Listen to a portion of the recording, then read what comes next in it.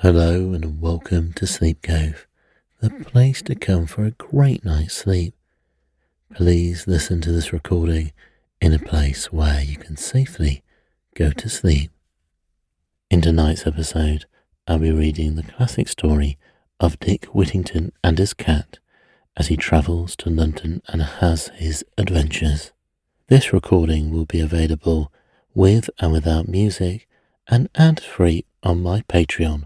So please go to patreon.com/sleepcove for more information. The history of Dick Whittington and his cat. In the reign of the famous King Edward III, there was a little boy called Dick Whittington, whose father and mother died when he was very young, so that he remembered nothing at all about them, and was left a dirty little fellow running about a country village. As poor Dick was not old enough to work, he was in a very sorry plight. He got but little for his dinner, and sometimes nothing at all for his breakfast, for the people who lived in the village were very poor themselves, and could spare him little money than the parings of potatoes and now and then a hard crust. For all this, Dick Whittington was a very sharp boy, and was always listening to what everyone talked about. On Sundays, he never failed to get near the farmers as they sat talking on the tombstones in the churchyard before the parson was come, and once a week you might be sure to see little Dick leaning against the signpost of the village alehouse, where people stopped to drink as they came from the next market town, and whenever the barber's shop door was open, Dick listened to all the news he told his customers. In this manner, Dick heard of the great city called London, how the people who lived there were all fine gentlemen and ladies, that there was singing and music in it all day long, and that the streets were paved all over with gold. One day, a waggoner with a large wagon and 8 horses, all with bells at their heads, drove through the village while Dick was lounging near his favourite signpost. The thought immediately struck him that it must be going to the fine town of London, and taking courage, he asked the waggoner to let him walk with him by the side of the wagon. The man, hearing from poor Dick that he had no parents, and seeing by his ragged condition that he could not be worse off, told him he might go if he would, so they set off together. Dick got safe to London, and so eager was he to see the fine streets paved all over with gold, that he ran as fast as his legs would carry him through several streets, expecting every moment to come to those that were all paved with gold. For Dick had 3 times seen a guinea in his own village, and observed with a great deal of money it brought in change. So he imagined he had only to take up some little bits of the pavement to have as much money as he desired. Poor Dick ran till he was tired, and at last, finding it grow dark, and that whichever way he turned he saw nothing but dirt instead of gold, he sat down in a dark corner and cried himself to sleep. Little Dick remained all night in the streets, and next morning, finding himself very hungry, he got up and walked about, asking those he met to give him half a penny to keep him from starving. But nobody stayed to answer him, and only 2 or 3 gave him anything, so that the poor boy was soon in the most miserable condition. Being almost starved to death, he laid himself down at the door of one Mr. Fitzwarren, a great rich merchant. Here he was soon perceived by the cookmaid, who was an ill-tempered creature, and happened just then to be very busy dressing dinner for her master and mistress.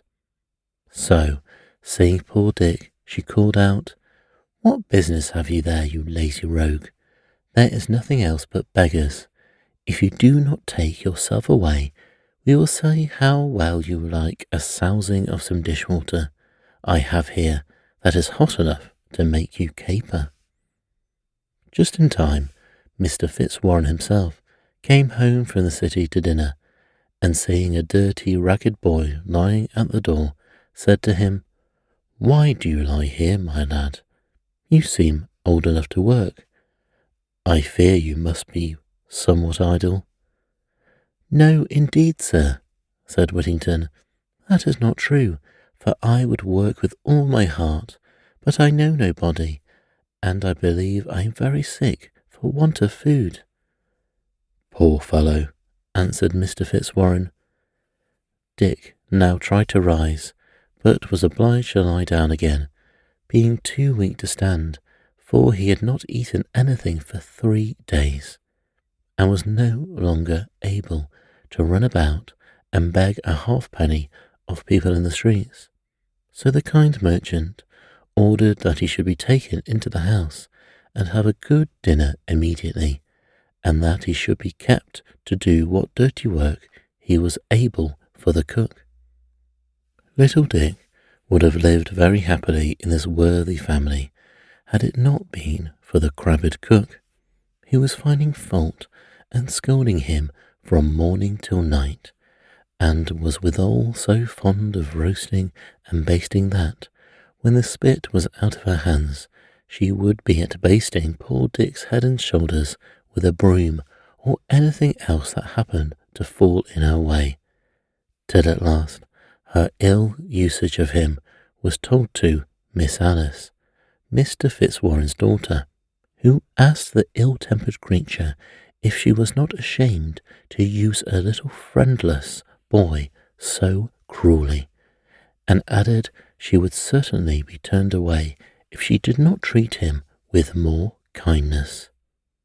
But the cook was so ill-tempered, but Mr. Fitzwarren's footman was quite the contrary.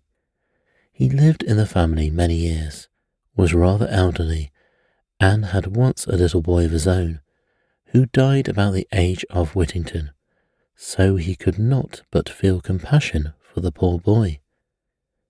As the footman was very fond of reading, he used generally in the evening to entertain his fellow servants, when they had done their work, with some amusing book.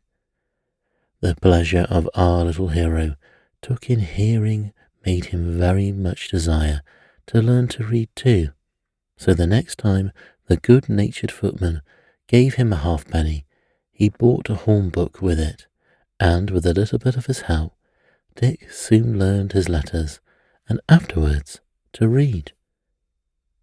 About this time, Miss Alice was going out one morning for a walk, and the footman happened to be out of the way. Little Dick, who had received from Mr. Fitzwarren a neat suit of clothes to go to church on Sundays, was ordered to put them on and walk behind her. As they walked along, Miss Alice, seeing a poor woman with one child in her arms, another at her back, pulled out her purse and gave her some money. And, as she was putting it again into her pocket, she dropped it on the ground and walked on. Luckily, Dick, who was behind, saw what she had done, picked it up, and immediately presented it to her. Besides the ill humour of the cook, which now, however, was somewhat mended, Whittington had another hardship to get over. That was his bed, which was of flock, which was placed in a garret, where there were so many holes in the floor and walls that he never went to bed without being awakened in his sleep by a great number of rats and mice, who generally ran over his face, and made such a noise that he sometimes thought the walls were tumbling down around him. One day, a gentleman who paid a visit to Mr. Fitzwarren happened to have dirtied his shoes, and begged they might be cleaned. Dick took great pains to make them shine, and the gentleman gave him a penny. Then he resolved to lay out in buying a cat, if possible, and next day, seeing a little girl with a cat under her arm, he went up to her and asked if she would let him have it for a penny, to which the girl replied she would with all her heart, for her mother had more cats than she could maintain, adding that the one she had was an excellent mouser. This cat Whittington hid in the garret, always taking care to carry her a part of his dinner, and in a short time he had no further disturbance from the rats and mice, but slept as sound as a top. Soon after this, the merchant, who had a ship ready to sail, richly laden, and thinking it but just that all his servants should have some chance for good luck as well as himself, called them into the parlour and asked them what commodity they chose to send. All mentioned something that they were willing to venture, but poor Whittington, who had no money nor goods, could send nothing at all, for which reason he did not come in with the rest. But Miss Alice, guessing what was the matter, ordered him to be called, and offered to lay down some money from her own purse. But this, the merchant observed, would not do, for it must be something of his own.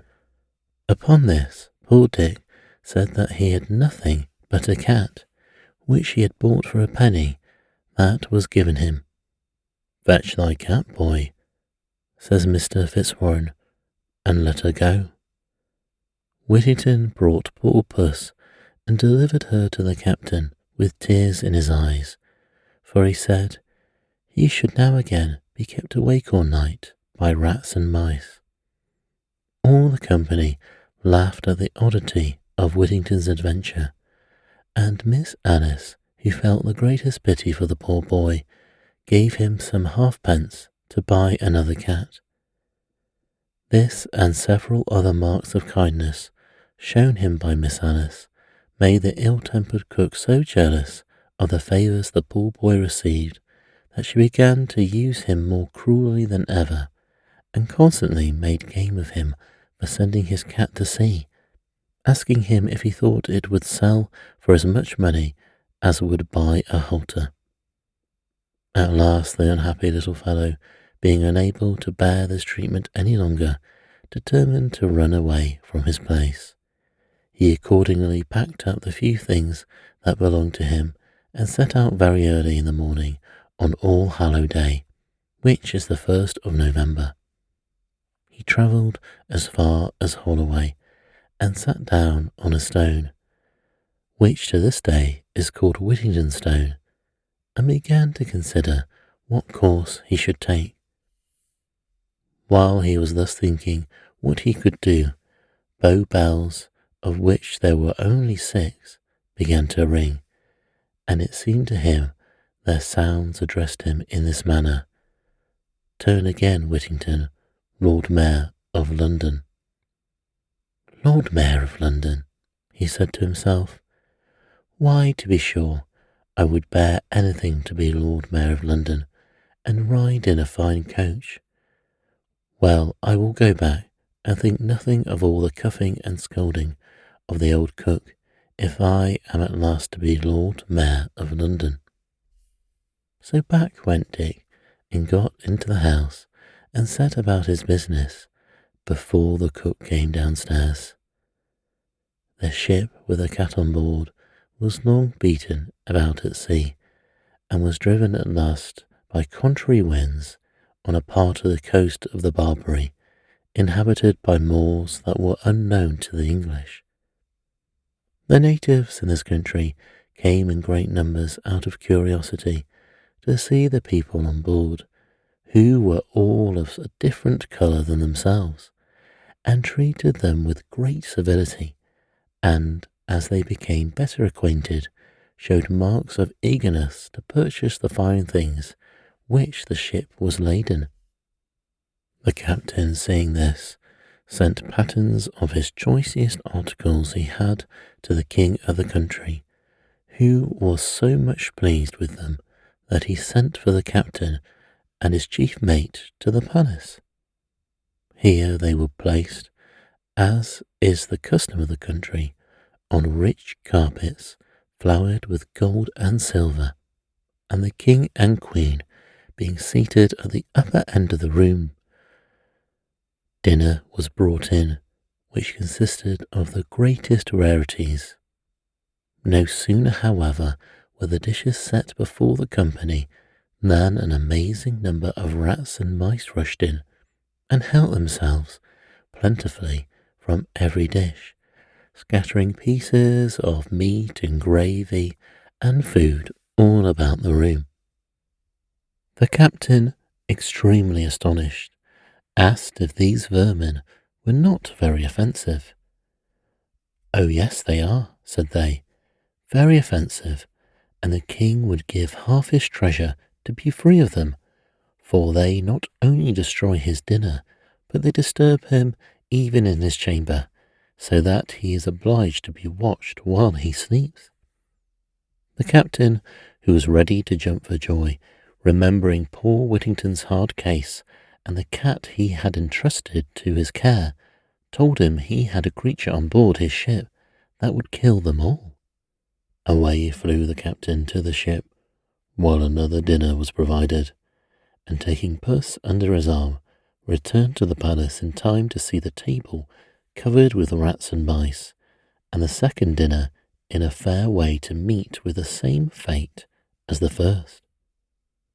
The cat, at the sight of them, did not wait for bidding, but sprang from the captain's arms, and in a few moments laid the greatest part of the rats and mice dead at her feet, while the rest, in the greatest fright imaginable, scampered away to their holes.